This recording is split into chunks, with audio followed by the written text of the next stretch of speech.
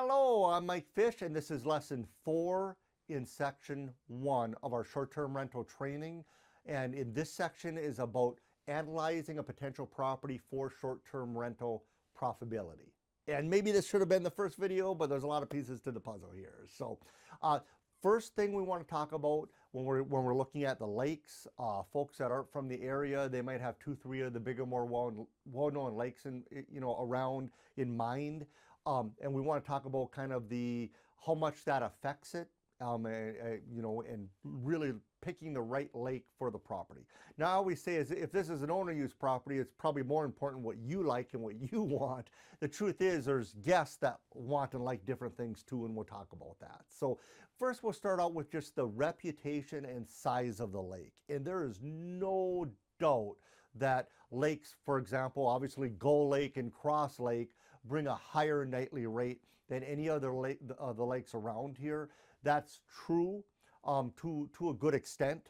The larger recreational lakes that have more things to do can be a big draw. People are coming up and they want to bring up the wake boat, and they want to do the water skiing, and they want to pontoon to the restaurants. So certainly the bigger, more recreational lakes with more things to do make a big difference. But I'd say very closely, and maybe even trumping that, again, is that beach. And I don't want to be discouraging to people. I've got some very successful rentals without a beach. But that beach is big. If you can get us a nice little swimming beach for the smaller kids, that's at least, in my opinion, at least $100 a night on average more over the summer to have some type of swimming beach and a swimmable lake bottom. Very closely related to that lake, of course, is the restaurants that are on it. Is there a place to rent a boat on it? Big plus. Restaurants to boat to, huge plus. I would say certainly within the 3 or 4 there is the reputation as a fishing lake.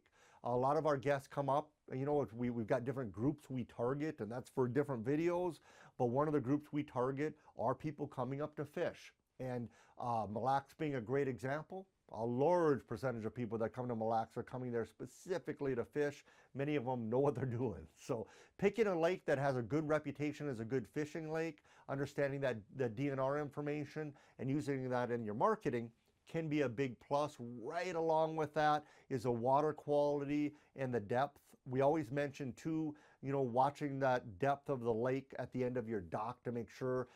We've had rentals where we got the boats and most of the boats can't get to the dock if the water's lower that year. So it's something to consider when you're looking at these properties. Having a good boat access nearby is a great plus. We've got rentals that don't have a public boat access, and that is a huge deterrent when folks are saying, well, I can't even put my boat in. There's exceptions, but that's something to be very leery of if you're looking at a smaller lake. Now, the downside of the bigger lakes is obviously the noise, overpopulation, etc. And so not everybody's into that. A lot of people like the smaller lakes, and I can show you examples of great lake homes that are very successful vacation rentals. They're on little lakes that you've never heard of around here. So winter, what does it look like in the winter? What is that? Is there an ice fishing city out on the lake or isn't there? We've got rentals that are known for great ice fishing, and it makes a huge difference.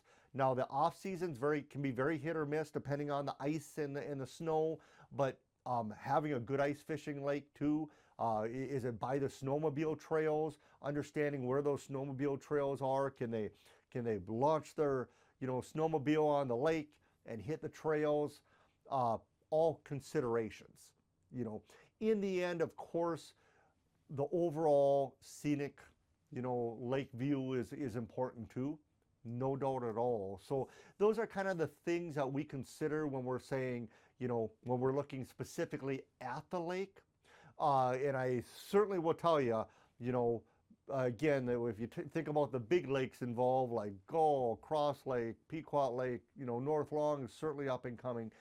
These lakes do bring a higher value than some of the smaller lakes. But as I always say, when you're looking at these lake homes, and normally I'll have people start off, around the 750 to 1.5, depending on what they're looking for.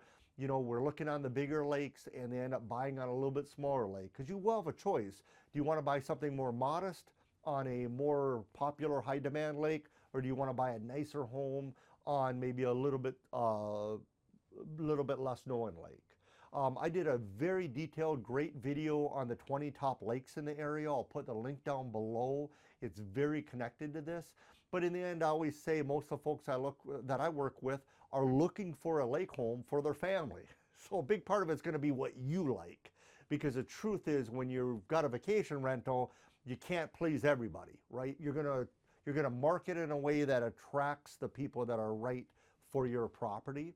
And I think people would be surprised if they looked, and they would certainly see some of our highest performing places are in lakes that they've never even heard of. So certainly not a deal breaker, but there's absolutely an argument. I mean, you give me something on Gull compared to something on an unknown lake, you're certainly going to bring in more money on one of these larger lakes. So hopefully that's helpful. Again, I'm Mike Fish. Depending on where you're seeing this video, please subscribe, stay in touch. We hope we're creating just valuable content that's helpful to you, and we would love to earn your trust in your business. Thank you.